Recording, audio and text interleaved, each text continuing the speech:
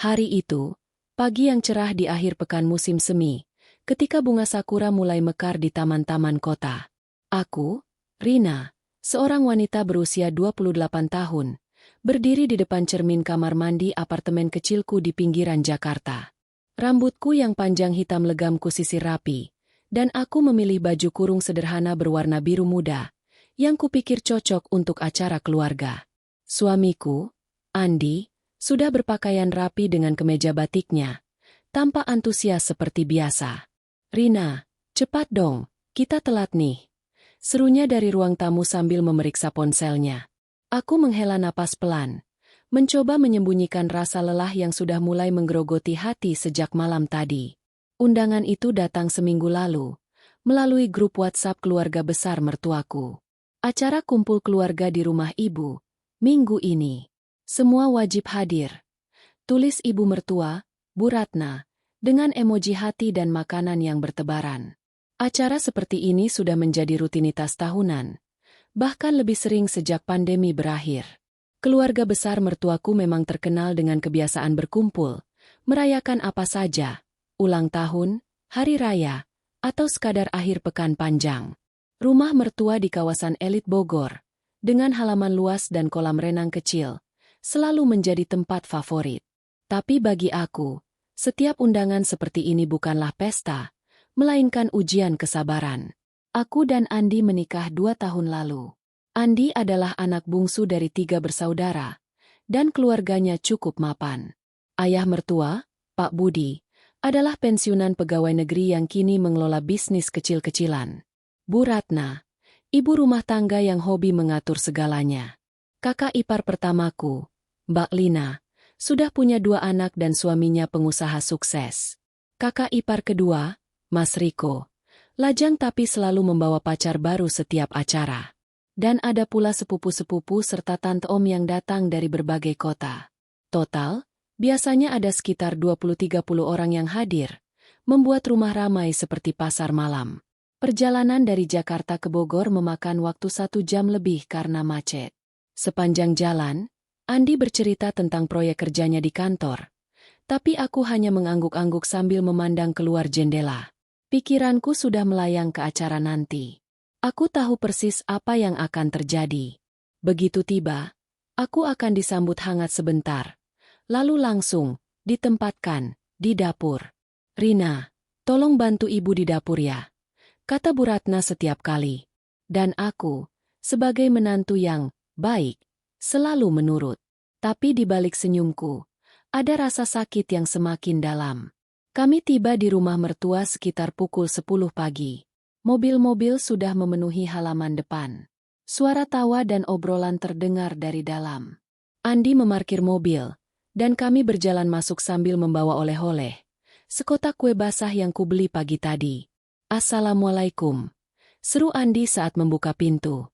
"Waalaikumsalam," jawab serempak dari dalam.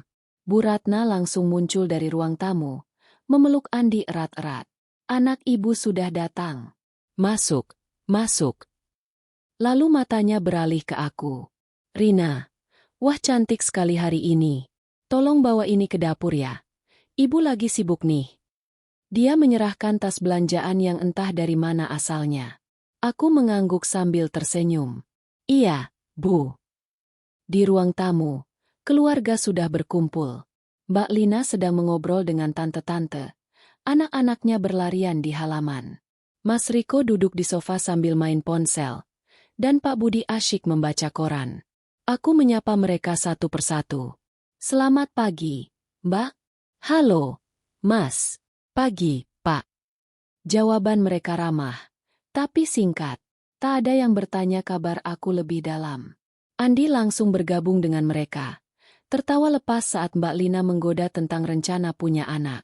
Sementara itu, aku melangkah ke dapur. Dapur rumah mertua luas, dengan peralatan modern, oven, microwave, dan lemari es besar. Tapi hari ini, sudah seperti medan perang. Panci-panci bergejolak di kompor. Aroma sate ayam dan rendang menguar. Ada 2 pembantu rumah tangga, Embok Siti dan Bey Inah, yang sedang sibuk mengiris sayur. "Mbak Rina datang," sapa Mbok Siti ramah. Aku tersenyum dan langsung bergabung. Iya, Mbok. Apa yang bisa saya bantu? Bu Ratna muncul lagi. Rina, tolong siapkan minuman dulu ya. Teh, kopi, dan air putih untuk semua. Lalu bantu goreng tempe. Nanti siang kita makan besar. Aku mulai bekerja. Menuangkan teh panas ke gelas-gelas, menambahkan gula sesuai selera masing-masing. Aku sudah hafal. Bu Ratna suka teh manis hangat, Pak Budi kopi hitam tanpa gula, Mbak Lina es teh lemon. Aku membawa nampan ke ruang tamu, menyajikannya satu persatu. Ini tehnya, Bu. Terima kasih, Rin. Jawaban singkat. Lalu mereka kembali mengobrol. Tak ada yang mengajak aku duduk bergabung. Andi bahkan tak memperhatikan. Asyik bercerita tentang liburannya ke Bali tahun lalu. Kembali ke dapur. Aku mulai menggoreng tempe. Minyak panas berdesis, dan asap mengepul. Mbok Siti membantu, tapi Bu Ratna terus memberi instruksi. Rina, jangan terlalu gosong ya. Nanti sepupu-sepupu protes. Aku mengangguk, tapi hati kecilku berbisik. Kenapa aku? Kenapa bukan Mbak Lina atau yang lain? Mbak Lina memang pernah membantu, tapi hanya sebentar. Lalu kembali ke ruang tamu karena anak-anak rewel. Aku selalu stuck di sini sampai acara selesai. Waktu berlalu. Jam 11, tamu-tamu tambahan datang. Om-om dari Bandung, tante dari Depok. Rumah semakin ramai. Aku bolak-balik antara dapur dan ruang tamu, menyajikan camilan, pisang goreng, martabak mini. Setiap kali, aku mendengar potongan obrolan mereka. Wah, bisnisnya lagi maju ya, Mas Riko? Iya, Tante. Baru deal kontrak besar. Aku ingin ikut berbagi. Tapi siapa yang peduli? Aku hanyalah menantu yang baik hati, membantu di dapur. Konflik mulai muncul di hatiku. Saat mencuci gelas kotor yang mulai menumpuk, aku memandang ke jendela dapur. Di luar, anak-anak bermain, orang dewasa tertawa. Aku merasa seperti orang luar. Bukan anggota keluarga, tapi pembantu bayangan. Kenapa aku selalu begini? Gumamku pelan. Mbok Siti mendengar, tapi tak berkata apa-apa. Aku ingat pertama kali datang ke sini sebagai calon menantu.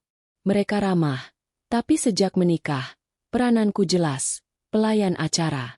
Siang menjelang, aroma makanan semakin kuat. Bu Ratna memanggil.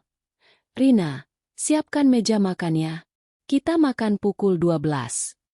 Aku mengangguk lagi, tapi kali ini, ada bara api kecil di dada. Aku bukan siapa-siapa di mata mereka. Tapi sebenarnya, aku punya rahasia. Aku bukan perempuan biasa.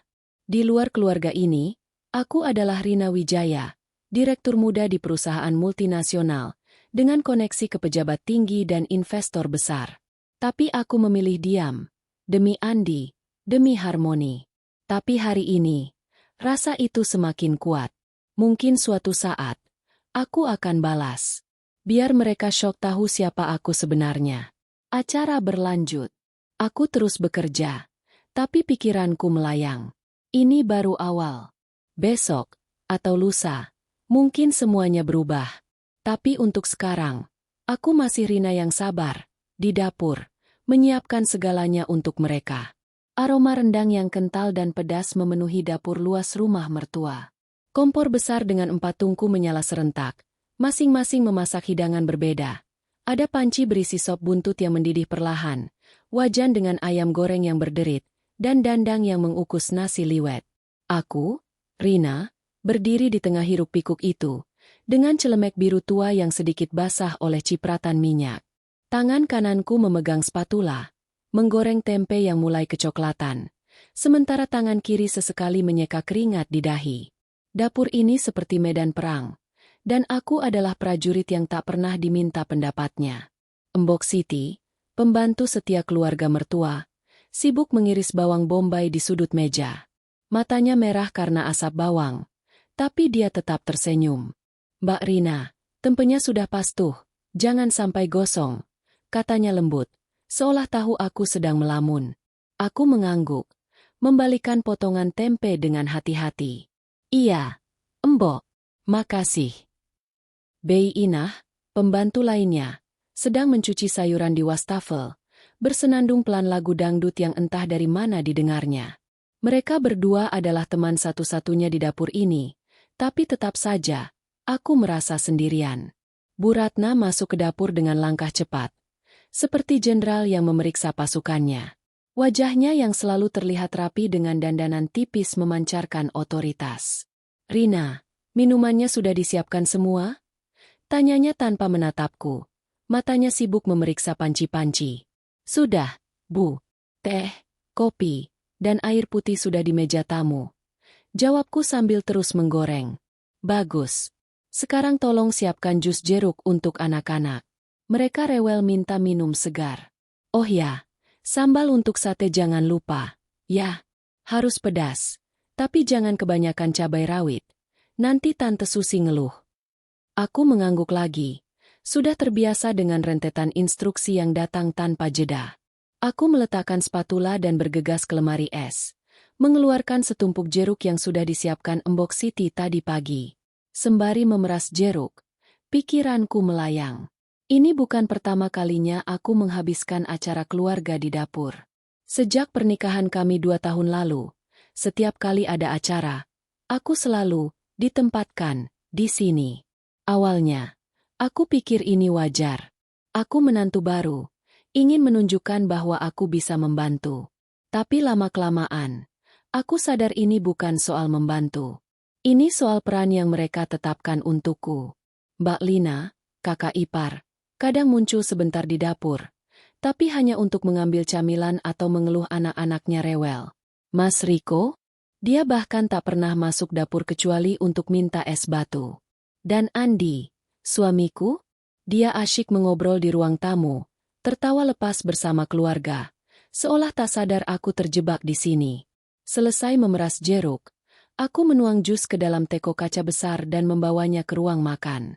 Di sana, anak-anak Mbak Lina, Dika dan Salsa, sedang berlarian, sementara para tante dan om sibuk berbincang. Jusnya, Mbak, kataku pada Mbak Lina, yang sedang duduk di sofa sambil memainkan ponsel. Dia menoleh sekilas. Oh, makasih, Rin. Taruh di meja saja ya. Tak ada ajakan untuk duduk. Tak ada pertanyaan bagaimana kabarku. Aku kembali ke dapur. Dada terasa sedikit sesak. Kembali di dapur. Aku mulai membuat sambal. Cabai merah, bawang putih, tomat, dan sedikit terasiku blender hingga halus. Aroma pedas langsung menyengat hidung. Mbok Siti membantu menggoreng sate ayam di wajan besar. Asap mengepul kemana-mana. Mbak Rina, sabun cuci piring habis. Nanti kalau piring kotor numpuk, saya ambil dulu di gudangnya. Kata Bei Inah tiba-tiba. Aku mengangguk, tapi hati kecilku berkata, piring kotor lagi.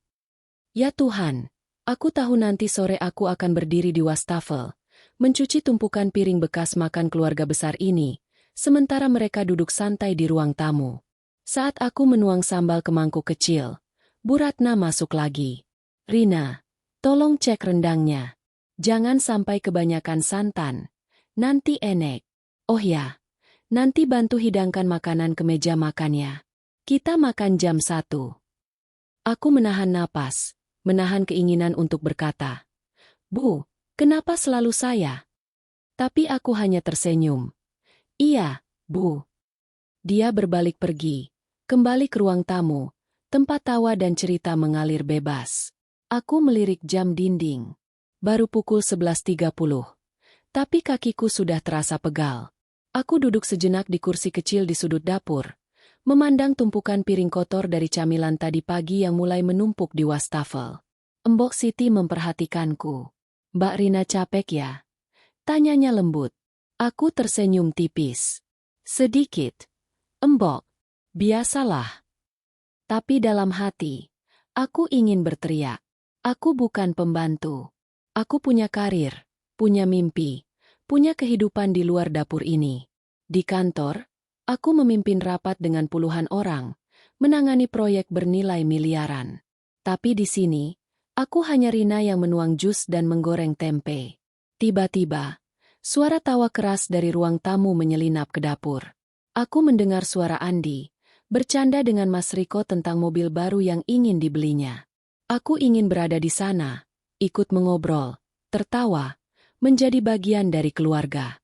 Tapi setiap kali aku mencoba keluar dari dapur, selalu ada alasan untuk kembali. Rina, tolong ambilkan ini. Atau, Rina, cek itu. Aku merasa seperti bayangan, hadir tapi tak terlihat. Saat aku mulai menghidangkan sate dan sambal ke meja makan, Mbak Lina muncul di pintu dapur. Rina, anak-anak minta es krim. Bisa tolong ambil di freezer? Makasih ya. Dia tersenyum manis, tapi entah kenapa, senyum itu terasa seperti perintah, bukan permintaan. Aku mengangguk, menuju freezer, mengambil es krim vanila, dan menyendokkannya ke mangkuk kecil untuk Dika dan Salsa. Saat membawanya ke ruang tamu, aku melihat Andi sedang memamerkan foto di ponselnya kepada Pak Budi. Keren, kan, Pak? Ini proyek baru di kantor. Aku ingin berkata, Andi, aku juga punya cerita. Aku baru saja menutup kontrak besar minggu lalu. Tapi aku diam, menyerahkan es krim, dan kembali ke dapur. Siang semakin dekat. Aku membantu Mbok Siti dan Bey Inah mengatur meja makan. Piring-piring porselen mahal milik Bu Ratna disusun rapi. Sendok garpu berkilau di sampingnya. Nasi liwet, rendang, sop buntut, sate ayam, dan sayur kol play sudah tersaji. Aroma makanan begitu menggoda. Tapi aku bahkan tak sempat mencicipi. Rina, tolong panggil semua ke meja makannya, kata Bu Ratna dari ruang tamu. Aku menghela napas, melangkah ke ruang tamu, dan berkata dengan suara yang kuharap terdengar ceria. Makan siang sudah siap, semua. Satu persatu, mereka bergerak ke meja makan, tertawa dan mengobrol. Aku berdiri di samping meja, memastikan semua kebutuhan terpenuhi. Rina, tolong ambilkan air lagi, kata Tante Susi. Rina, sambalnya mana? Tanya Om Budi dari Bandung. Aku bergerak cepat, seperti robot yang diprogram untuk melayani. Tapi di dalam hati, ada bara yang semakin membesar. Aku tahu, ini bukan tempatku. Aku lebih dari ini. Dan suatu hari, mereka akan tahu siapa aku sebenarnya. Meja makan sudah tersaji sempurna. Piring-piring porselen putih dengan motif bunga biru milik Bu Ratna tersusun rapi, dipenuhi hidangan yang menggoda. Nasi liwet yang harum, rendang yang kental, sop buntut yang masih mengepul, sate ayam dengan sambal pedas, dan sayur kol play yang segar. Aku, Rina, berdiri di samping meja, memastikan semua kebutuhan terpenuhi. Gelas-gelas penuh dengan air putih, teh manis, dan jus jeruk yang baru saja kusiapkan. Bau makanan menguar, menggoda perutku yang belum sempat diisi sejak pagi. Tapi tak ada waktu untuk makan, karena tugasku belum selesai. Rina, tolong ambilkan sendok tambahan di dapur, kata Tante Susi, sepupu Bu Ratna dari Depok, sambil menyendok rendang ke piringnya. Aku mengangguk, bergegas kembali ke dapur. Di sana, Mbok Siti sedang membersihkan wajan bekas menggoreng sate, sementara Bey Inah sibuk memotong buah untuk hidangan penutup. Mbak Rina, piring kotor sudah mulai numpuk nih, kata Bey Inah dengan nada prihatin, menunjuk tumpukan piring bekas camilan di wastafel. Aku tersenyum tipis. Nanti saya bantu cuci, Bey. Tapi hati kecilku mengeluh. Kapan aku bisa duduk dan menikmati acara ini seperti yang lain? Kembali ke ruang makan. Aku menyerahkan sendok pada Tante Susi. Dia mengangguk sekilas tanpa kata terima kasih. Lalu kembali mengobrol dengan Om Budi dari Bandung tentang rencana liburan mereka ke Bali. Aku melirik Andi, suamiku, yang duduk di ujung meja, asyik bercanda dengan Mas Riko tentang pertandingan sepak bola tadi malam. Mbak Lina sibuk menyuapi Salsa, anak bungsunya, sambil sesekali menimpali obrolan. Aku ingin bergabung, ingin duduk di samping Andi, ikut tertawa. Tapi setiap kali aku melangkah menuju kursi kosong, ada saja yang memanggil. Rina, tolong ambilkan air lagi untuk Om. Atau, Rina, sambalnya kurang, tambah dong. Aku kembali ke dapur, mengambil teko air, lalu berjalan bolak-balik mengisi gelas-gelas yang mulai kosong. Saat melewati meja, aku mendengar potongan percakapan yang membuatku membeku. Rina ini cocok banget di dapur, ya, kata Tante Susi dengan nada setengah bercanda, tapi ada nada meremehkan di suaranya. Iya, kayak asisten rumah tangga profesional, timpal Om Budi, diikuti tawa kecil dari beberapa orang. Aku berhenti sejenak di ambang pintu dapur. Tanganku masih memegang teko air. Wajahku terasa panas, tapi aku berusaha menahan diri, berjalan kembali ke dapur tanpa menoleh. Di dapur, aku meletakkan teko dengan sedikit keras, membuat Mbok Siti menoleh. "Mbak Rina, kenapa?" tanyanya. Matanya penuh perhatian. Aku menggeleng. "Nggak apa-apa, Mbok. Cuma capek." Tapi itu bohong. Kata-kata Tante Susi dan Om Budi seperti pisau kecil yang menusuk. Aku tahu mereka bercanda, tapi candaan itu bukan sekadar lelucon. Itu cerminan bagaimana mereka memandangku. Menantu yang hanya berguna untuk melayani, bukan anggota keluarga yang setara. Aku mulai mencuci piring kotor. Air mengalir dingin di tanganku. Sabun cuci piring yang baru diambil Bei Inah dari gudang berbusa di wastafel. Aku menggosok piring dengan keras, seolah ingin menghapus rasa sakit yang mulai menggerogoti hati. Di luar, suara tawa dan obrolan terus terdengar. Aku mendengar Mbak Lina berkata, "Riko, kapan nikah? Jangan jomblo mulu. Cari kayak Rina yang rajin." Lagi-lagi, tawa kecil mengikuti. Aku menutup mata sejenak, menarik napas dalam-dalam. "Rajin," katanya. Tapi mereka tak tahu apa-apa tentangku. Di kantor, aku adalah Rina Wijaya, direktur muda di perusahaan multinasional yang menangani proyek-proyek bernilai miliaran rupiah. Pekan lalu, aku baru saja menutup kontrak dengan investor asing dari Singapura. Sebuah kesepakatan yang membuat CEO kami memujiku di depan seluruh tim. Aku memimpin rapat dengan puluhan orang, membuat keputusan yang memengaruhi ratusan karyawan. Tapi di sini, di rumah mertua, aku hanya Rina yang rajin, yang tugasnya menggoreng tempe, menuang jus, dan mencuci piring. Aku kembali ke ruang makan, membawa mangkuk buah yang sudah disiapkan Bei Inah. Saat meletakkan mangkuk di meja, Bu Ratna menoleh. "Rina, tolong cek kue di oven, ya? Jangan sampai gosong. Nanti kita sajikan setelah makan." Aku mengangguk, tapi kali ini senyumku terasa kaku. Aku ingin berteriak, "Bu, saya juga ingin duduk dan makan bersama kalian." Tapi aku diam, berbalik ke dapur, membuka oven, dan memeriksa kue bolu yang mulai mengembang. Aromanya manis, tapi tak bisa menghiburku. Saat aku kembali ke ruang makan untuk mengambil piring kotor, aku mendengar percakapan lain yang membuat darahku mendidih. "Rina ini beruntung banget. Ya, bisa masuk ke keluarga kita," kata Tante Susi dengan nada sok bijaksana. "Iya, Andi kan anak kesayangan. Pasti Rina bersyukur banget," tambah Om Budi. Aku menahan napas. Tanganku mencengkeram nampan piring kotor. Beruntung? Mereka tak tahu betapa aku menahan diri setiap kali datang ke acara ini.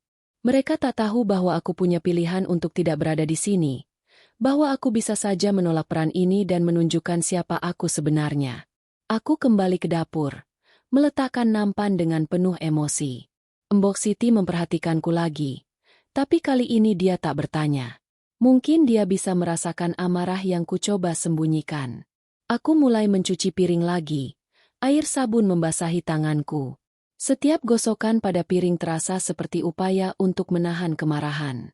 Aku ingin masuk ke ruang makan, berdiri di depan mereka semua, dan berkata, "Kalian salah besar tentangku." Tapi aku tahu, ini bukan waktunya. Belum. Sore mulai merangkak masuk. Cahaya matahari yang masuk melalui jendela dapur mulai memudar, digantikan oleh warna oranye lembut. Aku mendengar anak-anak Mbak Lina berlarian di halaman, berteriak riang. Di ruang tamu, obrolan tentang bisnis, liburan, dan gosip keluarga terus berlanjut. Andi sesekali memanggilku. "Rin, tolong ambilkan kopi untuk Papa." Aku menurut, seperti robot yang sudah diprogram. Tapi setiap perintah, setiap ejekan kecil, setiap pandangan meremehkan, menambah bara di hatiku. Saat aku membawa nampan kopi ke ruang tamu, aku melihat Mas Riko memandangku sekilas, lalu berbisik pada pacarnya yang baru, seorang wanita muda dengan tas desainer yang mencolok. Aku tak mendengar apa yang dikatakannya, tapi tawanya yang pelan membuatku yakin itu bukan pujian. Aku ingin menoleh, menatap mereka, dan berkata, "Kalian tak tahu apa-apa." Tapi aku hanya tersenyum, meletakkan kopi di meja, dan kembali ke dapur. Di wastafel, aku mencuci gelas kopi yang baru saja kusiapkan. Air mengalir, membawa busa sabun. Pikiranku melayang ke kehidupan di luar rumah ini. Di kantor, aku dihormati. Klien memuji ketajaman analisisku. Kolega mengagumi kepemimpinanku. Tapi di sini, aku tak lebih dari pelayan. Bara di hatiku semakin membesar. Aku tahu, aku tak akan selamanya diam. Suatu hari, mereka akan tahu siapa Rina Wijaya sebenarnya. Dan saat itu tiba, ejekan mereka akan berbalik menjadi keterkejutan. Sore mulai menyelimuti rumah mertua di Bogor. Cahaya matahari yang tadi menyelinap melalui jendela dapur kini digantikan oleh semburat oranye yang lembut, menciptakan bayangan panjang di lantai keramik. Aku, Rina, berdiri di depan wastafel. Tanganku masih basah oleh air sabun, menggosok piring-piring kotor yang terus bertambah.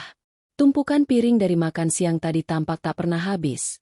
Seolah setiap anggota keluarga sengaja meninggalkan jejak agar aku tetap sibuk. Aroma sisa rendang dan sate masih tercium, bercampur dengan bau sabun cuci piring yang menyengat. Di luar dapur, suara tawa dan obrolan keluarga besar mertua masih riuh, seolah dunia ini hanya milik mereka.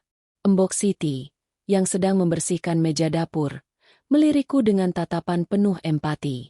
"Mbak Rina, istirahat dulu, deh.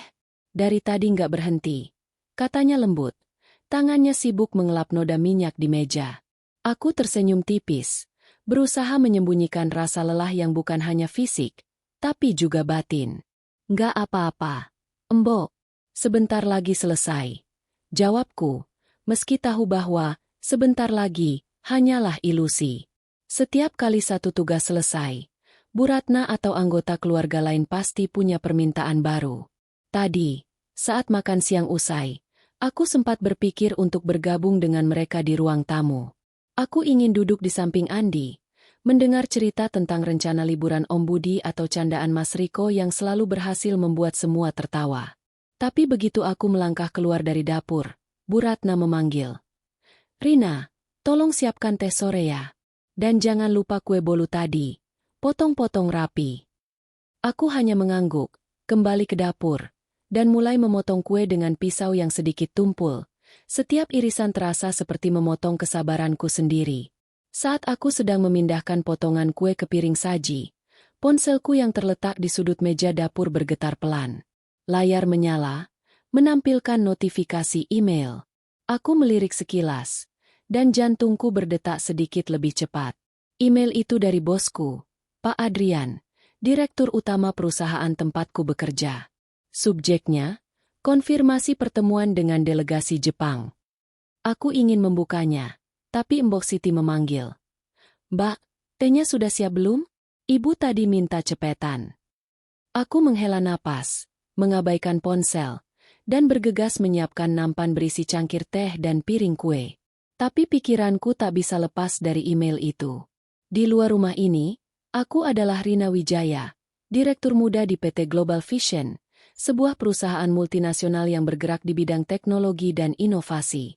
Aku memimpin divisi pengembangan bisnis, menangani kontrak-kontrak besar dengan klien dari berbagai negara.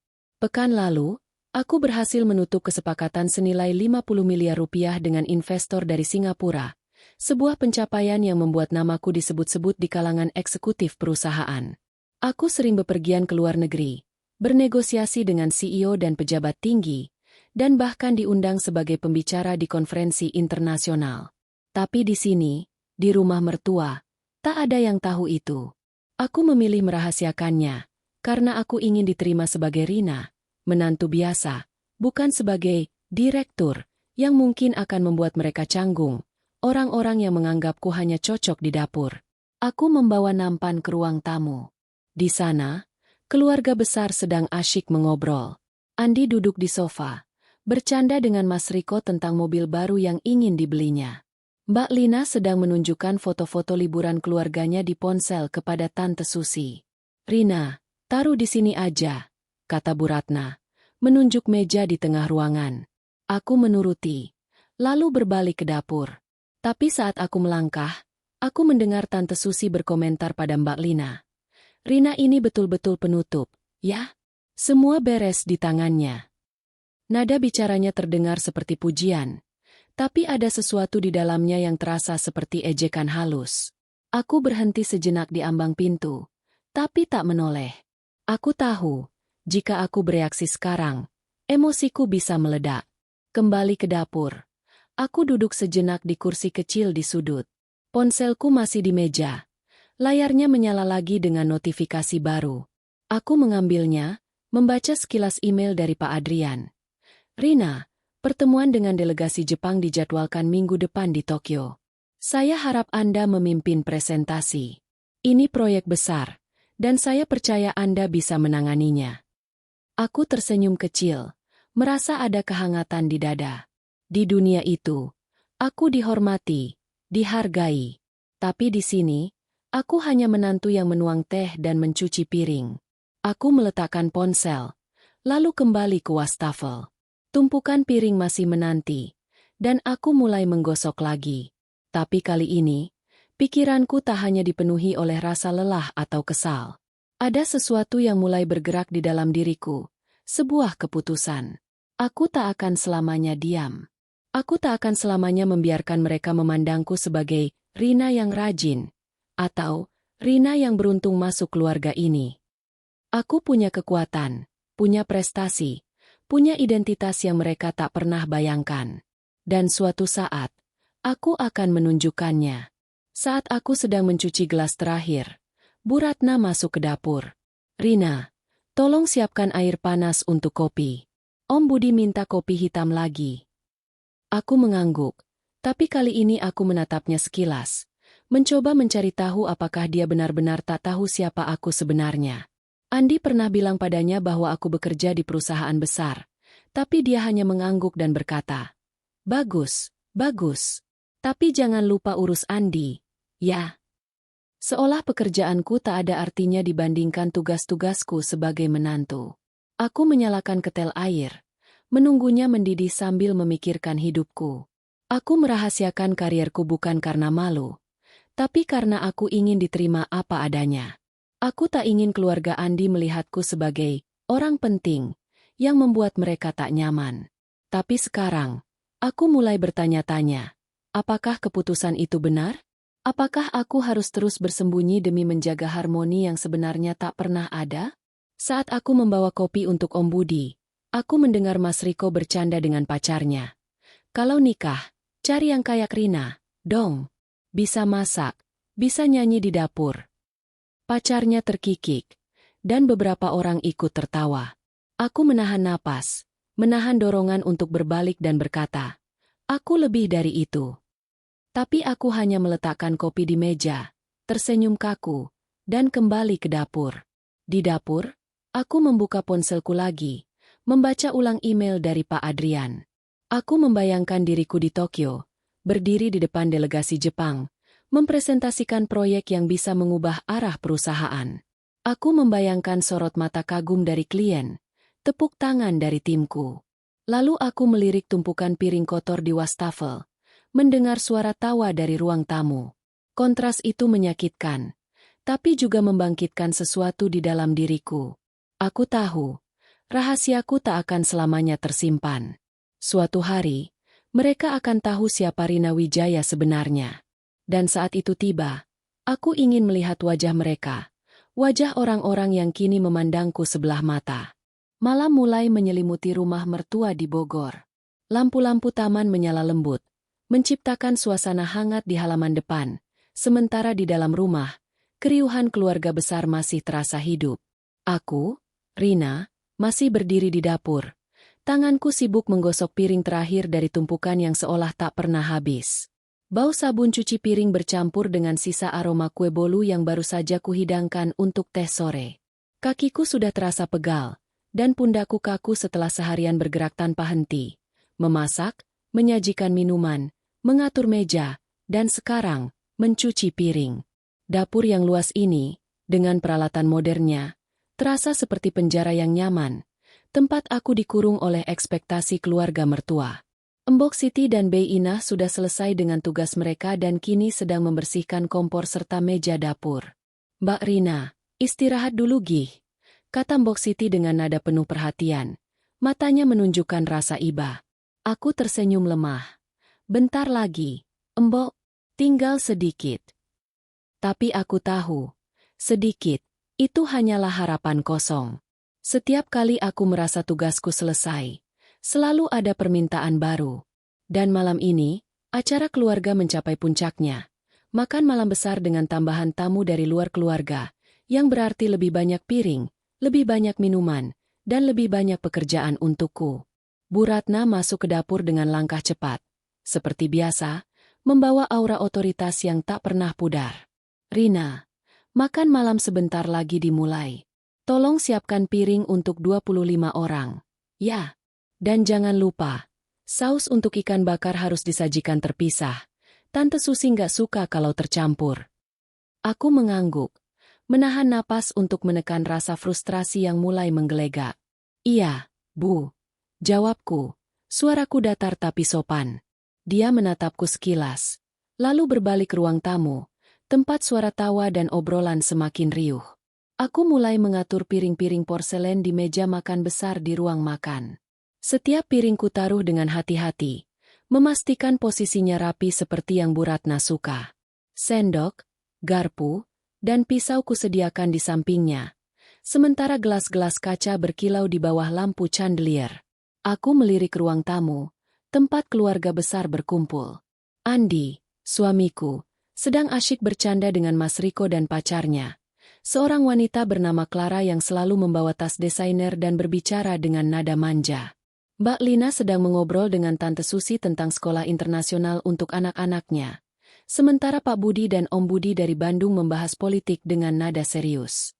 Aku ingin berada di sana, ikut mengobrol, menjadi bagian dari keluarga. Tapi di sini aku berdiri, mengatur meja, seperti pelayan tak terlihat. Saat aku kembali ke dapur untuk mengambil saus ikan bakar, ponselku bergetar lagi di saku celemek. Aku melirik layar, pesan WhatsApp dari Sarah, asistenku di kantor. "Mbak Rina, draft presentasi untuk delegasi Jepang sudah saya kirim. Tolong cek ya, besok pagi butuh feedback." Aku ingin membalas, tapi Bu Ratna memanggil dari ruang makan. "Rina, air putihnya mana? Tamu sudah mulai datang." Aku menghela napas, memasukkan ponsel kembali ke saku, dan bergegas mengambil teko air. Saat aku mengisi gelas-gelas di meja makan, tamu-tamu baru mulai berdatangan. Ada Pak Haryanto, teman bisnis Pak Budi, bersama istri dan 2 anaknya. Ada juga Ibu Ulan, tetangga yang selalu ikut setiap acara keluarga mertua. Mereka disambut hangat oleh Bu Ratna, yang tersenyum lebar dan memeluk mereka satu persatu. Aku menyapa mereka dengan sopan. "Selamat malam, Pak, Bu." Tapi jawaban mereka hanya anggukan singkat sebelum kembali mengobrol dengan yang lain. Aku tak dianggap lebih dari sekadar pelayan malam ini. Makan malam dimulai. Meja dipenuhi hidangan baru, ikan bakar, ayam rica-rica, urap sayuran, dan soto ayam yang masih mengepul. Aku membantu Mbok Siti dan Bei Inah menghidangkan makanan, bergerak cepat dari dapur ke meja makan. Setiap kali aku melangkah ke ruang makan, aku mendengar potongan obrolan yang semakin menusuk. "Rina ini hebat. Ya, semua beres di tangannya," kata Ibu Ulan dengan nada yang seolah memuji, tapi ada nada merendahkan di dalamnya. "Iya, untung Andi dapat istri yang rajin," timpal Tante Susi, diikuti tawa kecil dari beberapa tamu. Aku menahan napas. Tanganku mencengkeram nampan kosong dengan keras. Tapi puncaknya terjadi saat aku sedang mengisi ulang teko air di dapur. Aku mendengar suara Clara, pacar Mas Riko, dari ruang makan. "Rina ini kayaknya betah banget di dapur. Ya, apa nggak capek sih, bolak-balik kayak pelayan?"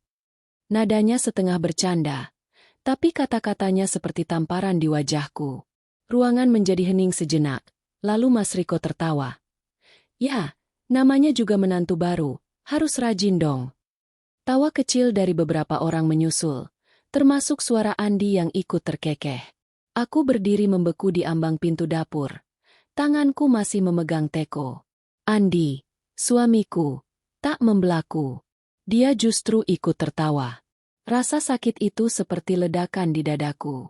Aku ingin masuk ruang makan, melemparkan celemek ini, dan berteriak. Aku bukan pelayan. Aku direktur di perusahaan multinasional. Aku memimpin proyek bernilai miliaran, dan kalian tak tahu apa-apa tentangku. Tapi aku menahan diri, menarik napas dalam-dalam, dan kembali ke wastafel. Air dingin membasahi tanganku saat aku mulai mencuci piring kotor yang sudah menumpuk lagi. Tapi kali ini, aku tak hanya merasa sakit. Ada kemarahan yang membara, sebuah tekad yang mulai terbentuk. Aku tak akan membiarkan ini terus berlanjut. Aku akan menunjukkan siapa aku sebenarnya. Saat aku kembali ke ruang makan dengan teko air, aku melihat Clara memandangku dengan senyum kecil yang terasa seperti ejekan. Aku ingin menatap balik, ingin berkata sesuatu, tapi aku memilih diam. Aku tahu, membalas dengan kata-kata sekarang tak akan cukup. Aku perlu sesuatu yang lebih besar, sesuatu yang akan membuat mereka semua terdiam. Di kepalaku, rencana mulai terbentuk. Mungkin aku bisa mengundang seseorang dari kantor ke acara berikutnya. Seseorang yang tahu siapa aku sebenarnya. Atau mungkin aku bisa membiarkan mereka melihat sekilas dunia yang selama ini kusembunyikan. Apapun itu, aku tahu satu hal. Aku tak akan selamanya menjadi Rina yang rajin di mata mereka. Malam berlanjut, dan aku terus bekerja. Aku menyajikan makanan, mengisi gelas, mengambil piring kotor, dan tersenyum setiap kali dipanggil. Tapi di dalam hati, aku berjanji pada diriku sendiri, ini adalah acara terakhir di mana aku diperlakukan seperti ini. Bara kemarahan di dadaku kini bercampur dengan tekad. Aku akan membuat mereka syok, membuat mereka menyesal pernah meremehkanku.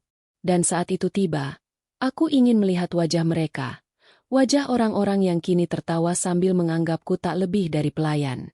Malam telah larut, dan rumah mertua di Bogor masih dipenuhi suara riuh keluarga besar.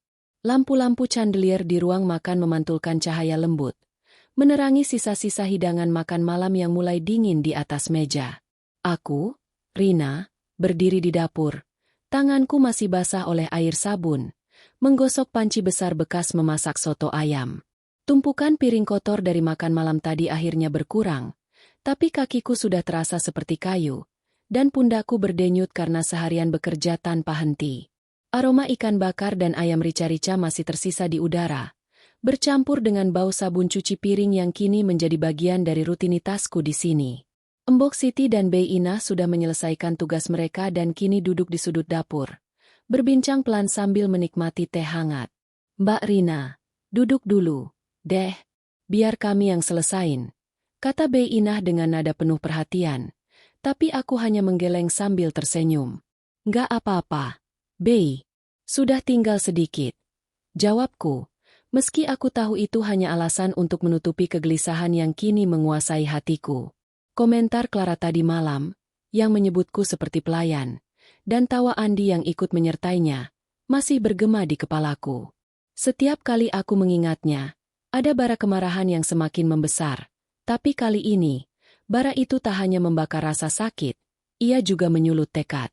Aku selesai mencuci panci terakhir dan meletakkannya di rak pengering. Aku menyeka tangan ke celemek, lalu duduk sejenak di kursi kecil di sudut dapur. Ponselku, yang tadi sempat bergetar beberapa kali, masih tergeletak di meja dapur. Aku mengambilnya, membuka pesan dari Sarah, asistenku di kantor. Mbak Rina, presentasi untuk delegasi Jepang sudah final. Saya masukkan jadwal penerbangan ke Tokyo di email. Tolong konfirmasi ya. Aku menatap layar ponsel, merasakan dunia lain yang begitu kontras dengan dapur ini. Di kantor, aku adalah Rina Wijaya, direktur muda yang disegani, yang memimpin negosiasi dengan klien internasional dan membuat keputusan bernilai miliaran. Tapi di sini, aku hanya menantu yang sibuk mencuci piring dan menuang teh. Aku membuka email dari Sarah, membaca detail jadwal penerbangan ke Tokyo minggu depan. Aku akan memimpin presentasi untuk proyek senilai 100 miliar rupiah. Sebuah kolaborasi dengan perusahaan teknologi Jepang yang bisa mengubah arah PT Global Vision. Bosku, Pak Adrian, mempercayakan proyek ini padaku, dan aku tahu ini adalah kesempatan untuk menunjukkan kemampuanku di panggung internasional. Aku membayangkan diriku berdiri di ruang rapat modern di Tokyo, dengan layar besar menampilkan slide presentasi yang telah kusiapkan dengan cermat. Aku membayangkan sorot mata kagum dari delegasi, tepuk tangan dari timku. Lalu aku melirik tumpukan gelas kotor di wastafel, mendengar suara tawa dari ruang tamu. Kontras itu menyakitkan, tapi juga memicu sesuatu di dalam diriku, sebuah rencana. Aku tak bisa terus membiarkan keluarga mertua memandangku sebagai Rina yang rajin, atau Rina yang beruntung masuk keluarga ini. Komentar Clara tadi adalah puncaknya. Titik di mana kesabaranku benar-benar diuji. Aku tahu, aku harus bertindak. Tapi aku tak ingin sekadar marah atau membalas dengan kata-kata. Aku ingin mereka melihat siapa aku sebenarnya, dengan cara yang tak akan mereka lupakan. Aku mulai memikirkan rencana. Mungkin aku bisa mengundang seseorang dari kantor ke acara keluarga berikutnya. Seseorang seperti Pak Adrian, yang tahu betul posisiku di perusahaan. Atau mungkin aku bisa, tanpa sengaja, membiarkan mereka melihat email atau dokumen yang menunjukkan prestasiku. Apapun itu, aku ingin momen itu dramatis, tak terlupakan, dan membuat mereka syok. Aku membuka aplikasi WhatsApp dan mengirim pesan singkat ke Sarah. Sarah, tolong siapkan salinan kontrak Singapura dan laporan proyek terbaru dalam bentuk fisik. Saya mungkin perlu untuk acara keluarga. Aku menekan tombol kirim, lalu menatap ponsel sejenak. Aku tahu ini langkah kecil, tapi rasanya seperti awal dari sesuatu yang besar. Aku ingin membawa sepotong dunia kerjaku ke sini, ke rumah mertua, dan membiarkan mereka melihat bahwa aku bukan hanya menantu yang pandai memasak dan mencuci piring. Saat aku menyimpan ponsel, Bu Ratna masuk ke dapur. Rina, tolong siapkan camilan malam, ya? Biskuit dan teh untuk semua. Oh ya, nanti bantu bersihkan meja makan. Masih ada sisa piring. Aku mengangguk, tapi kali ini, aku menatapnya sedikit lebih lama. Aku bertanya-tanya, apakah dia benar-benar tak tahu apa-apa tentang karierku? Andi pernah menyebutkan sekilas bahwa aku bekerja di perusahaan besar. Tapi Bu Ratna selalu mengalihkan pembicaraan ke topik lain, seperti resep masakan atau rencana punya anak. Aku ingin bertanya, Bu, tahukah Ibu bahwa saya memimpin proyek bernilai miliaran? Tapi aku menahan diri, tersenyum, dan berkata, iya, Bu, sebentar lagi selesai. Aku mulai menyiapkan nampan camilan, biskuit, kue kering, dan teh hangat. Saat aku membawa nampan ke ruang tamu, aku mendengar Tante Susi berbicara dengan Ibu Wulan. Rina ini betul-betul penyelamat acara. Ya, tanpa dia, dapur pasti kacau. Nada bicaranya seperti pujian. Tapi aku tahu itu hanya cara halus untuk mengatakan bahwa tempatku adalah di dapur. Aku meletakkan nampan di meja, tersenyum kaku, dan kembali ke dapur.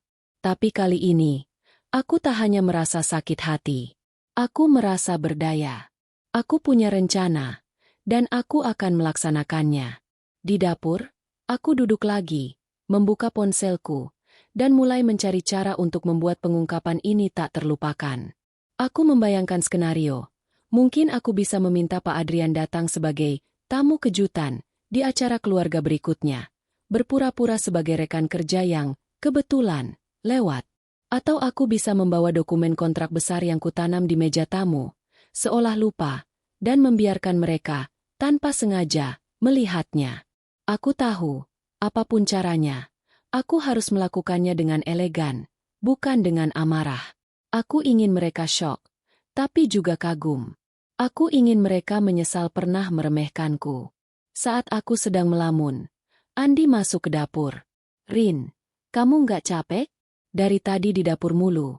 Katanya dengan nada santai, tapi tak ada nada prihatin di suaranya.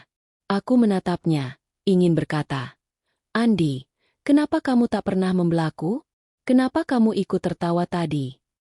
Tapi aku hanya tersenyum dan berkata, biasa aja, kok. Dia mengangguk, mengambil segelas air, dan kembali ke ruang tamu. Aku menatap punggungnya, merasa ada jarak yang semakin lebar di antara kami. Aku mencintai Andi, tapi aku tak bisa terus hidup seperti ini. Malam semakin larut. Aku selesai menyiapkan camilan dan membersihkan meja makan. Tapi di dalam hati, aku sedang menyiapkan sesuatu yang jauh lebih besar. Sebuah balasan yang akan mengubah cara mereka memandangku. Aku tahu, ini bukan hanya soal membuktikan diri. Ini soal harga diri. Soal mengambil kembali identitasku yang selama ini kusembunyikan. Dan saat momen itu tiba, aku ingin melihat wajah mereka. Wajah orang-orang yang kini menganggapku tak lebih dari pelayan. Malam di rumah mertua di Bogor semakin larut. Namun suasana masih hidup dengan obrolan dan tawa yang menggema dari ruang tamu. Lampu-lampu taman di luar memancarkan cahaya lembut, menciptakan siluet pohon-pohon di halaman yang bergoyang ditiup angin malam. Aku, Rina, masih terjebak di dapur. Tanganku sibuk menyusun piring kue kering yang baru saja kusiapkan untuk camilan tengah malam. Bau teh hangat yang baru diseduh menguar dari teko di sampingku, bercampur dengan sisa aroma ikan bakar dan soto ayam dari makan malam tadi. Kakiku sudah terasa seperti terikat beban, dan pundakku kaku. Tapi aku tahu tugasku belum selesai. Di rumah ini, aku seolah tak pernah diizinkan berhenti. Embok Siti dan Bey Inah sudah mulai merapikan peralatan dapur, membersihkan sisa-sisa noda di meja dan kompor. Mbak Rina, sudah malam, istirahat dulu, deh, kata Mbok Siti dengan nada penuh perhatian. Matanya menunjukkan kelelahan yang sama yang kurasakan. Aku tersenyum tipis.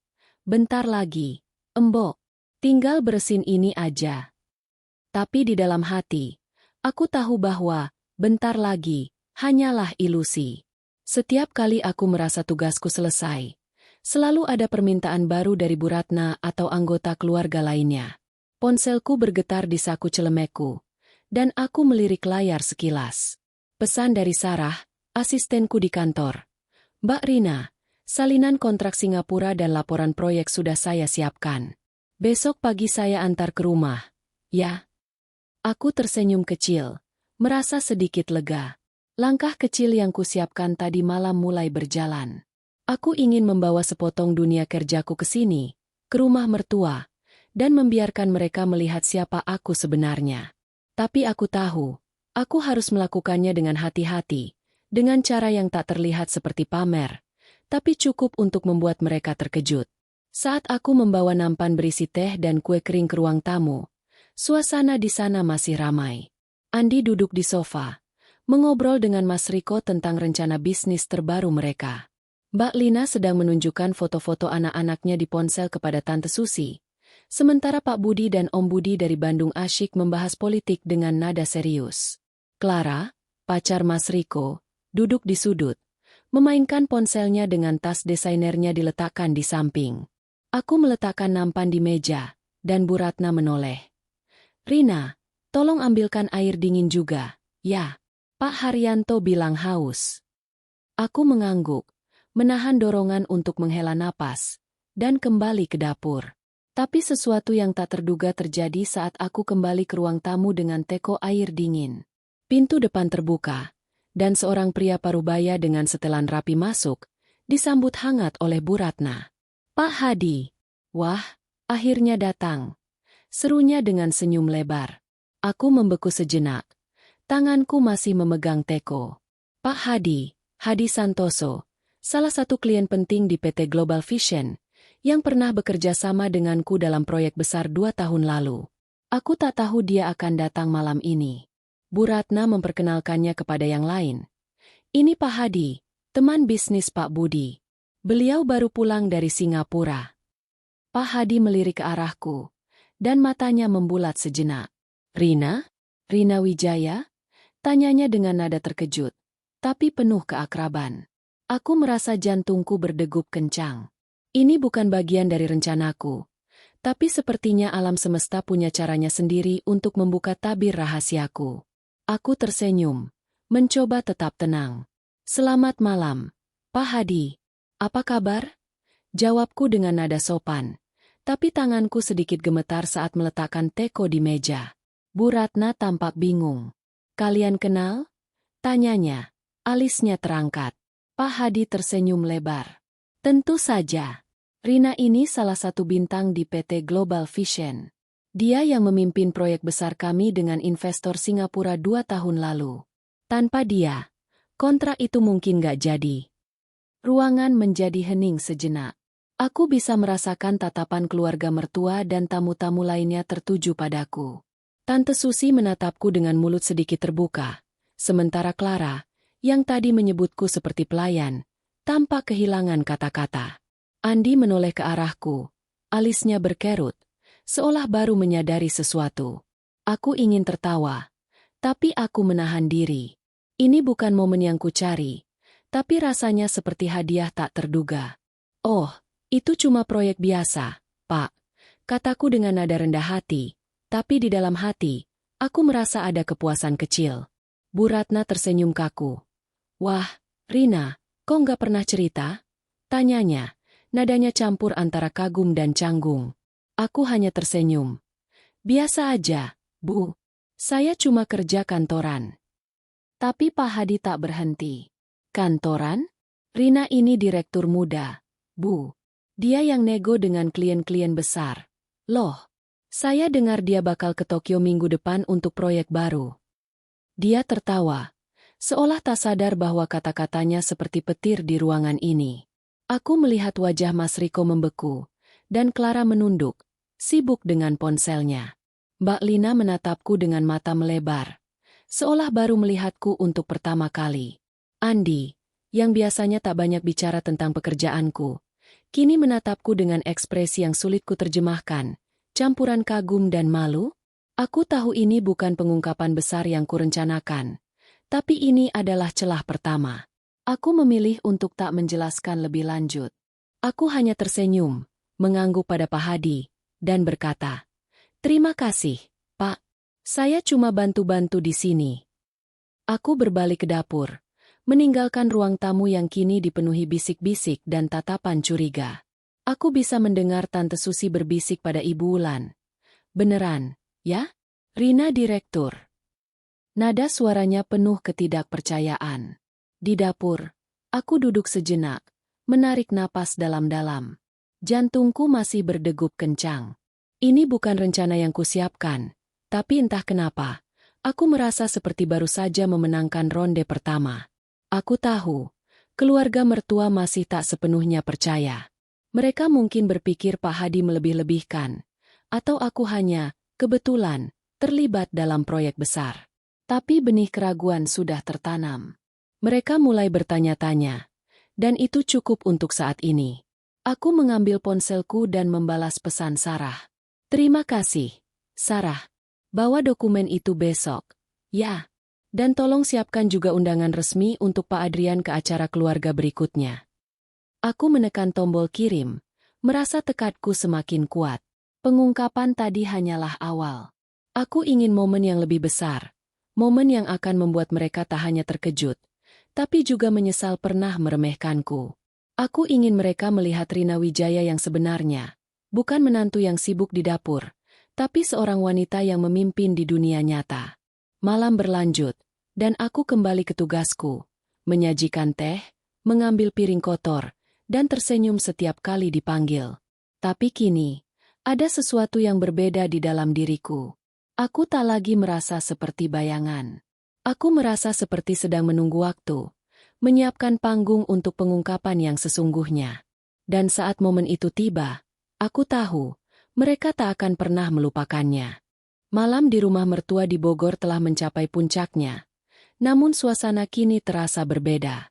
Lampu-lampu chandelier di ruang makan memancarkan cahaya lembut, menerangi wajah-wajah keluarga besar yang tadinya riuh dengan tawa, kini dipenuhi ekspresi campur aduk, kagum, canggung, dan sedikit rasa malu. Aku, Rina, berdiri di tengah ruang tamu. Tanganku memegang map hitam berisi dokumen-dokumen yang baru saja kuperlihatkan kepada mereka. Jantungku masih berdegup kencang, bukan karena gugup, tetapi karena kepuasan yang mulai mengalir di dadaku. Pengungkapan tadi, yang dipicu oleh kehadiran tak terduga Pak Hadi dan diperkuat oleh dokumen yang kubawa, adalah puncak dari kesabaranku yang telah lama terpendam. Ruangan masih hening setelah kata-kataku selesai. Aku baru saja menunjukkan salinan kontrak senilai 50 miliar rupiah yang berhasil kumenangkan untuk PT Global Vision, serta laporan proyek yang menegaskan posisiku sebagai direktur muda di divisi pengembangan bisnis. Aku juga menyebut perjalanan ke Tokyo minggu depan untuk mempresentasikan proyek baru senilai 100 miliar rupiah. Sorot mata keluarga mertua dan tamu-tamu berubah drastis. Tante Susi, yang tadinya sering mengomentari kehebatanku di dapur, kini memandangku dengan mulut sedikit terbuka, seolah tak percaya. Clara, pacar Mas Riko, yang beberapa jam lalu menyebutku seperti pelayan, menunduk dalam, sibuk dengan ponselnya, wajahnya memerah. Mbak Lina memandangku dengan mata melebar, seolah baru melihatku untuk pertama kali. Dan Andi, suamiku, menatapku dengan ekspresi yang sulit kuterjemahkan, campuran antara kagum, kaget, dan sedikit rasa bersalah. Pak Hadi, klien lamaku yang tanpa sengaja memicu pengungkapan ini, tersenyum lebar. Saya bilangkan, Rina ini bintang. Saya masih ingat betapa tangguhnya dia saat nego dengan investor Singapura. Mereka sampai kagum, loh, katanya. Nada suaranya penuh antusiasme. Ucapannya seperti paku terakhir yang menancap, membuat keheningan di ruangan semakin terasa. Bu Ratna, yang biasanya selalu percaya diri dan berwibawa, kini tampak canggung. Dia menatapku, lalu berkata dengan suara yang sedikit gemetar. Rina, ibu nggak tahu kamu sebegitu luar biasanya. Kenapa nggak pernah cerita? Aku tersenyum, berusaha menjaga nada suaraku tetap rendah hati. Nggak apa-apa, Bu. Saya pikir itu nggak terlalu penting untuk acara keluarga. Saya cuma ingin membantu di sini. Tapi di dalam hati, aku tahu ini bukan sekadar soal membantu. Ini soal harga diri, soal mengambil kembali identitasku yang selama ini kusembunyikan demi menjaga harmoni. Aku melirik ke arah Tante Susi, yang kini menunduk, tangannya memegang gelas teh dengan erat. Wah, Rina, hebat banget. Kami nggak nyangka, katanya. Nadanya masih canggung, tapi ada usaha untuk terdengar tulus. Clara masih diam. Tapi Mas Riko, yang tadinya sering bercanda tentang Rina yang rajin, berdeham pelan. Keren. Rin. Andi, kamu nggak cerita, sih, istrimu sehebat ini, katanya, mencoba meredakan ketegangan dengan nada setengah bercanda. Andi tersenyum kaku. Iya, saya juga nggak nyangka Rina bakal cerita begini. Aku menatapnya, berharap dia bisa melihat bahwa aku melakukan ini bukan hanya untuk keluarga, tapi juga untuknya, untuk membuatnya sadar bahwa aku lebih dari sekadar istri yang betah di dapur. Aku meletakkan map di meja, lalu melangkah mundur. Saya nggak bermaksud pamer, kataku, menatap mereka satu persatu, terutama Clara dan Tante Susi. Saya cuma ingin kalian tahu bahwa saya punya dunia lain di luar dapur ini. Saya senang membantu di acara keluarga, tapi saya juga punya karir yang saya banggakan. Saya harap, mulai sekarang, kita bisa saling menghormati peran masing-masing. Kata-kataku sengaja kubiarkan menggantung, memberi mereka waktu untuk mencerna. Ruangan tetap hening untuk beberapa detik. Lalu Pak Budi, ayah mertuaku, yang biasanya pendiam, berbicara. Rina, kamu hebat. Kami bangga punya menantu seperti kamu. Ucapannya sederhana, tapi terasa tulus. Dan untuk pertama kalinya malam itu, aku merasa sedikit diakui sebagai bagian dari keluarga. Ibu Wulan, tetangga yang tadi ikut memuji kehebatanku di dapur, menambahkan, Rina, maaf ya, kalau kami selama ini cuma lihat kamu di dapur.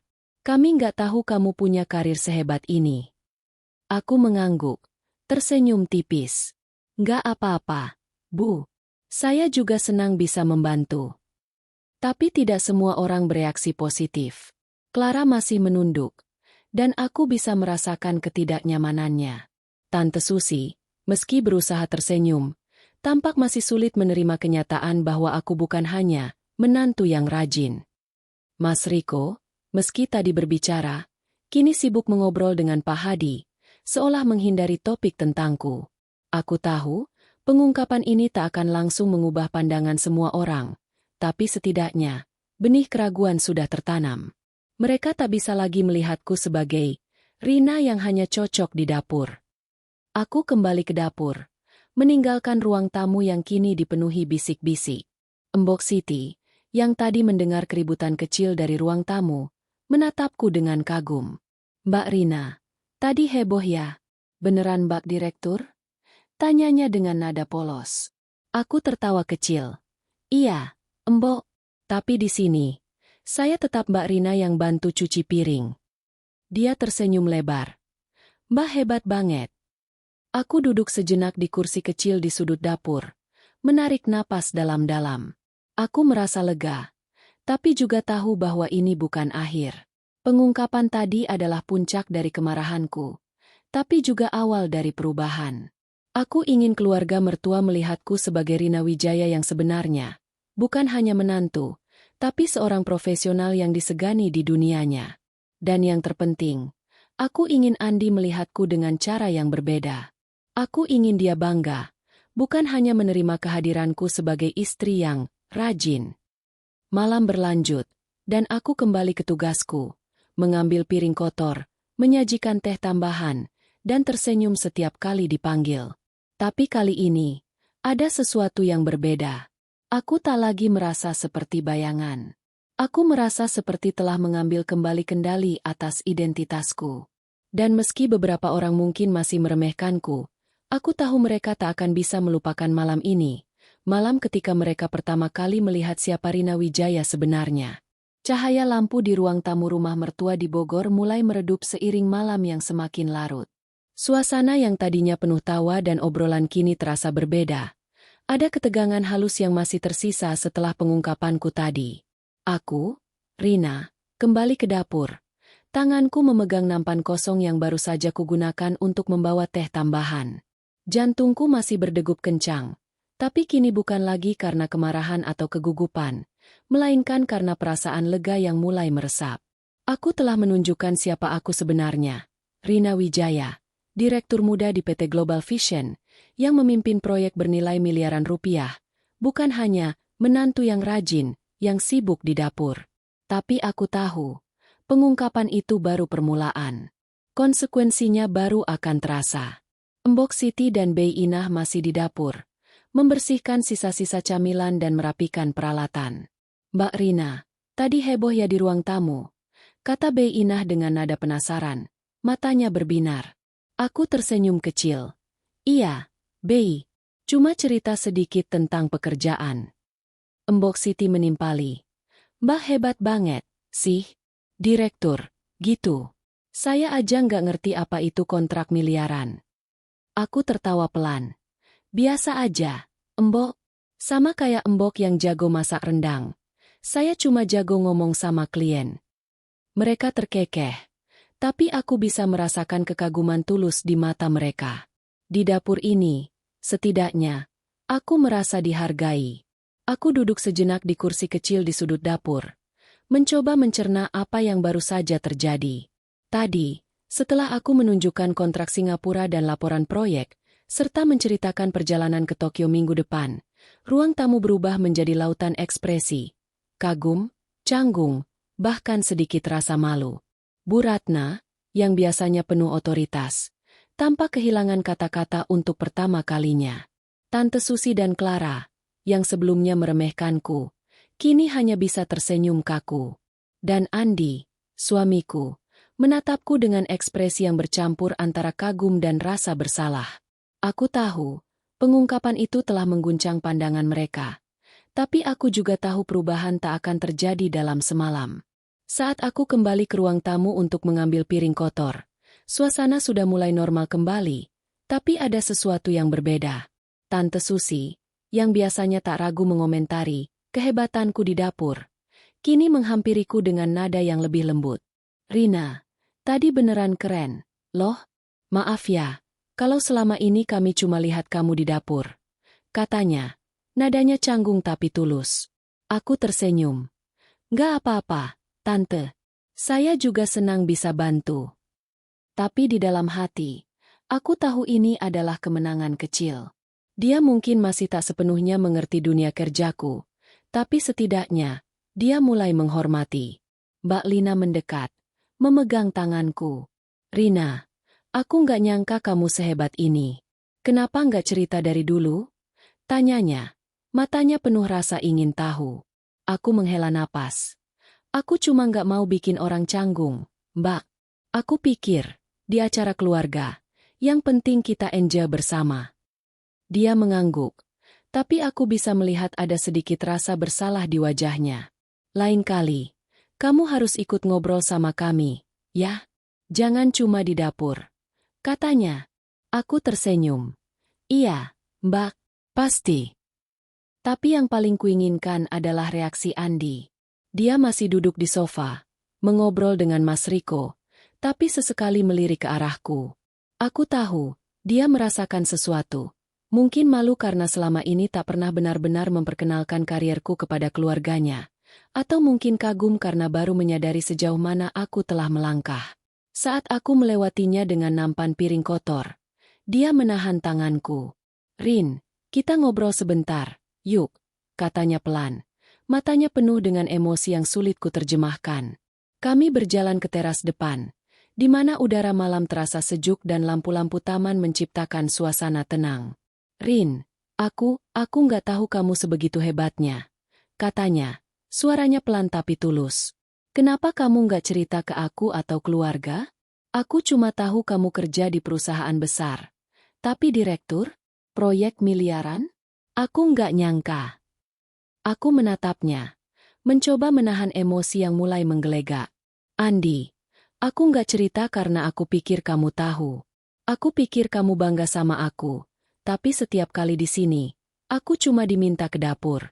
Dan tadi, pas Clara bilang aku kayak pelayan, kamu malah ketawa. Andi menunduk. Wajahnya memerah. Rin, maaf. Aku nggak bermaksud bikin kamu sakit hati. Aku cuma nggak tahu caranya ngomong soal pekerjaanmu ke keluarga. Aku pikir mereka nggak akan ngerti. Aku menghela napas. Andi, aku nggak minta mereka ngerti. Aku cuma minta dihargai. Nggak cuma sebagai istri yang rajin. Dia mengangguk. Tangannya memegang tanganku erat. Aku janji, Rin, mulai sekarang, aku akan pastikan mereka tahu siapa kamu. Dan aku bangga banget sama kamu. Percakapan itu terasa seperti beban yang terangkat dari dadaku. Tapi aku tahu ini bukan akhir. Kembali ke dalam, aku melihat Clara masih menghindari kontak mata, sementara Mas Riko berusaha bersikap biasa, tapi nadanya kini lebih sopan saat berbicara denganku. Bu Ratna, yang tadinya selalu memberi perintah tanpa henti, kini tampak lebih hati-hati. Rina, istirahat dulu, ya? Biar Mbok Siti yang selesain piring. Katanya, nadanya hampir memohon. Aku mengangguk. Terima kasih, Bu. Untuk pertama kalinya, aku merasa seperti diizinkan untuk menjadi lebih dari sekadar bantuan dapur. Malam itu, aku tak lagi mengambil piring kotor atau menyajikan teh. Aku duduk di ruang tamu, mengobrol dengan Ibu Wulan dan Pak Hadi tentang dunia bisnis, sesuatu yang sebelumnya tak pernah kulakukan di acara keluarga. Aku merasa seperti akhirnya menjadi bagian dari mereka, bukan hanya bayangan yang bergerak di belakang layar. Tapi aku tahu, perubahan ini akan butuh waktu. Beberapa orang, seperti Clara, mungkin masih sulit menerima kenyataan. Tapi aku tak peduli. Aku telah mengambil langkah pertama untuk mengubah cara mereka memandangku, dan aku tak akan mundur. Saat aku bersiap pulang bersama Andi, aku melirik map hitam di meja tamu, yang kini menjadi simbol kemenanganku malam ini. Aku tahu, perjalanan ini belum selesai. Aku masih harus ke Tokyo minggu depan, memimpin presentasi yang akan menentukan masa depan perusahaan. Tapi untuk pertama kalinya, aku merasa ringan. Aku bukan lagi Rina yang rajin di mata keluarga mertua. Aku adalah Rina Wijaya, dan mereka akhirnya mulai melihatnya. Pagi menyapa dengan lembut di rumah mertua di Bogor. Cahaya matahari pagi menyelinap melalui jendela, menerangi dapur yang kini terasa berbeda dari malam sebelumnya. Aroma kopi yang baru diseduh mengisi udara, bercampur dengan bau roti panggang yang disiapkan Mbok Siti untuk sarapan. Aku, Rina, berdiri di dekat meja dapur, bukan untuk mencuci piring atau menyajikan makanan, tetapi untuk menikmati secangkir kopi panas sambil memeriksa ponselku. Untuk pertama kalinya dalam kunjungan ke rumah mertua, aku merasa seperti tamu, bukan pelayan. Pengungkapan semalam telah mengubah sesuatu, bukan hanya pandangan keluarga, tetapi juga caraku memandang diriku sendiri di rumah ini. Mbok Siti melirikku dengan senyum kecil. Mbak Rina, hari ini kok santai? Nggak buru-buru ke wastafel? Katanya, nadanya penuh canda. Aku tertawa pelan. Hari ini istirahat dulu, Mbok. Biar Mbok sama Bey Inah yang jadi bintang dapur. Dia terkekeh, lalu kembali ke kompor, mengaduk telur orak-arik untuk sarapan keluarga. Aku menyesap kopi, menikmati momen langka ini. Tapi pikiranku tak sepenuhnya di sini. Email dari Sarah, asistenku, sudah menumpuk di ponselku, mengingatkanku pada presentasi di Tokyo yang tinggal beberapa hari lagi. Dunia kerjaku memanggil, tapi pagi ini, aku ingin menikmati kemenangan kecilku di rumah mertua. Semalam, setelah pengungkapan di ruang tamu, suasana berubah. Bu Ratna, yang biasanya penuh perintah, kini memperlakukanku dengan hati-hati, hampir seperti tak ingin membuatku merasa terbebani.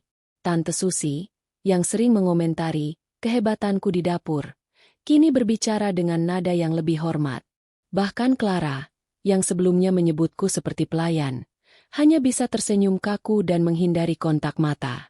Dan Andi, suamiku, telah berjanji untuk lebih membelaku dan memastikan keluarganya menghormati karierku. Tapi aku tahu, perubahan ini baru permulaan.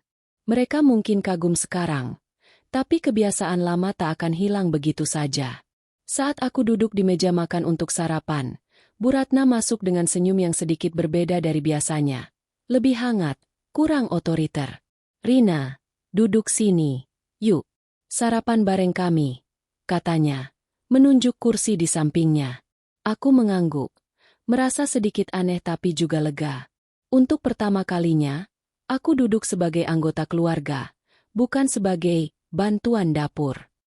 Andi, yang sudah duduk di seberangku, tersenyum kecil, matanya penuh dengan rasa bangga yang tak ia sembunyikan lagi.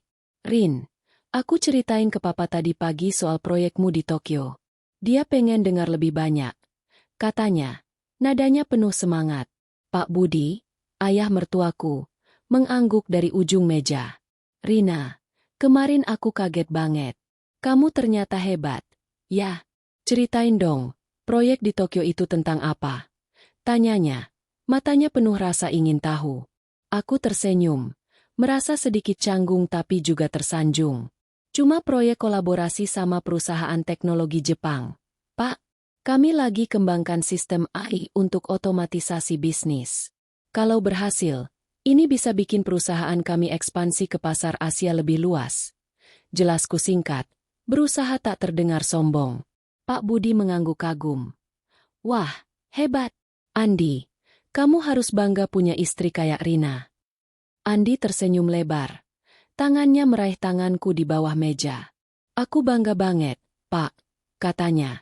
Dan untuk pertama kalinya, aku merasa dia benar-benar mengerti apa artinya karierku bagiku. Mbak Lina, yang duduk di sampingku, menimpali. Rina, lain kali aja kami ke kantormu, dong. Penasaran lihat kamu kerja. Aku tertawa.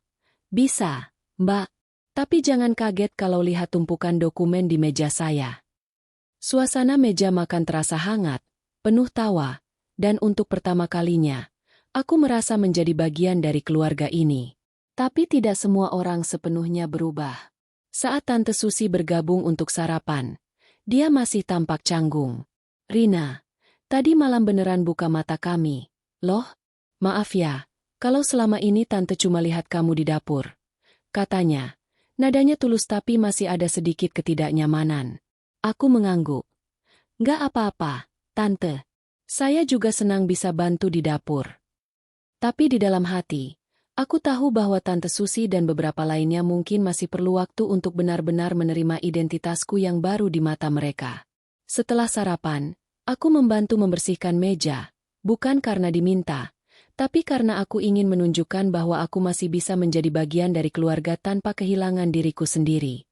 Saat aku membawa piring ke dapur, Clara muncul di ambang pintu, tampak ragu-ragu. "Rina, maaf soal komentarku kemarin," katanya pelan, wajahnya memerah. "Aku nggak tahu kamu hebat itu." Aku tersenyum, berusaha membuatnya nyaman. "Udah, nggak apa-apa, Clara. Aku juga nggak cerita, kok." Dia mengangguk, lalu buru-buru pergi, seolah lega telah mengatakan itu.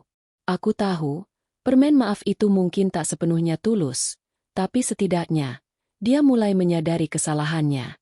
Hari itu, aku dan Andi bersiap pulang ke Jakarta. Sebelum kami pergi, Bu Ratna menarikku ke samping. "Rina, Ibu bangga banget sama kamu. Maaf ya, kalau selama ini Ibu cuma minta kamu bantu di dapur. Mulai sekarang, Ibu janji, kamu nggak perlu kerja sendirian di acara keluarga," katanya, matanya penuh kehangatan. Aku tersenyum, merasa beban di dadaku benar-benar terangkat. "Terima kasih, Bu. Saya juga senang bisa jadi bagian keluarga ini," jawabku tulus. Di perjalanan pulang, Andi memegang tanganku erat. "Rin, aku benar-benar minta maaf. Aku nggak pernah nyangka kamu ngerasa diremehin di rumah Mama. Mulai sekarang, aku bakal bantu ceritain ke keluarga soal pekerjaanmu. Dan aku bakal pastiin kamu nggak cuma di dapur," katanya, nadanya penuh penyesalan. Aku menatapnya, tersenyum. "Aku cuma pengen kamu bangga sama aku, Di. Dan aku pengen kita jalani ini bareng." Dia mengangguk. "Aku janji, Rin. Kita bareng." Saat kami sampai di Jakarta, aku membuka ponselku dan melihat email dari Sarah tentang finalisasi presentasi Tokyo. Aku tahu, dunia kerjaku menanti, dengan tantangan dan peluang yang lebih besar. Tapi pagi ini, aku merasa lebih ringan. Aku telah mengambil langkah baru, bukan hanya di rumah mertua, tapi juga dalam hubunganku dengan Andi dan diriku sendiri. Aku bukan lagi Rina yang rajin, yang tersembunyi di dapur. Aku adalah Rina Wijaya, dan dunia, baik di rumah maupun di kantor, akhirnya mulai melihatku apa adanya.